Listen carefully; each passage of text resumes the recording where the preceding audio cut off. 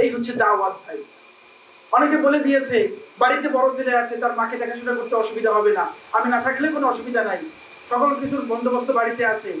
আমি চললাম সিরিয়ার দিকে, আমি চললাম চায়নার দিকে, যার কারণে আজকে সাদ বিন আবি ওয়াক্কাস রাদিয়াল্লাহু আনহু কবর পাওয়া যায় চায়নায়, বাংলাদেশের কুড়িগ্রামের মধ্যে দুজন সাহাবীর কবর পাওয়া যায়, ভারতের মধ্যে অসংখ্য সাহাবীদের কবরের সন্ধান মিলেছে, রাশিয়ার মতো জায়গায় সাহাবীদের কবর পাওয়া যায়, তুরস্কের মতো জায়গায় হযরত সালমান ফারসি রাদিয়াল্লাহু আনহুর কবর পাওয়া যায়।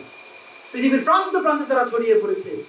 একটা আয়াত শুনে শুধুমাত্র ফালিউবাল্লিগুশ শাহিদুল গায়বা, দাওয়াতি কাজ শুধুমাত্র টুপিওয়ালার যুব্বদের কাজ নয়।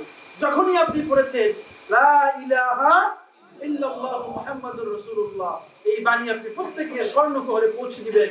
এটি আপনার ঈমানের একটা দাবি, তবে মুহাম্মাদের রিসালাতের একটা দাবি আপনার উপরে। পারবেন না ইনশাআল্লাহ? খোঁজ নিয়ে দেখাতে আপনার এলাকার মধ্যে অসংখ্য মানুষ আছে যে এখনো কালিমার অর্থ জানে না। জানে না? আছে না এরকম ভাই? আছে। তা আপনি কি করছেন? কাজ করেন ভাই। ওই যে বললাম আগের কথা, আপনি চেষ্টা করেন, সফলতা দিবেন আল্লাহ। সফলতা আসলো কি আসলো না সেটা আপনার দেখার বিষয় নয়। লাইসাল গায়াতু লানা আন নাসিলা ইলা নিহায়াতিত তরিক ওয়ালাকিন গায়াতুনা আন নাস্তাকিমা আলা তরিক। কাজকে আমি সফল করতে পারলাম কি পারলাম না সেটা আমার দেখার বিষয় নাই, আমি কাজ করছি কিনা এটাই আমার দেখার বিষয়। এটা আমার কথা না, ইবনে কাইয়্যিম রাহিমাহুল্লাহ তিনি বলছেন, নাসিরুদ্দিন আলবানী রাহিমাহুল্লাহ তারা কোট করছেন। এজন্য ভাই শুধুমাত্র ফেসবুক না, যত আধুনিক ডিভাইস আছে, যেমন আপনি একজন যুবক মানুষ, আপনি যখন জব ফিল্ডে যাবেন আপনাকে মাইক্রোসফটের কাজ জানতে হবে, হবে কি না?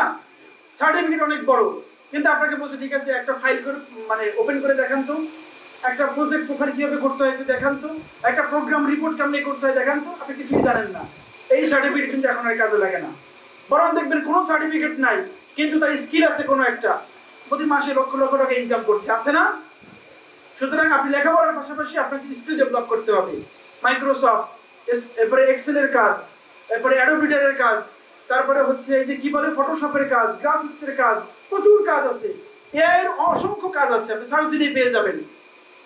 এগুলো শিখেন, পাশাপাশি কোনো একটা স্কিল ডেভেলপ করেন, ইনশাআল্লাহ দেখবেন আপনার রিজিকের জন্য কারো দৌড়াইতে হবে না, বরং বাকিটার জন্য রিজিকের ব্যবস্থা আপনি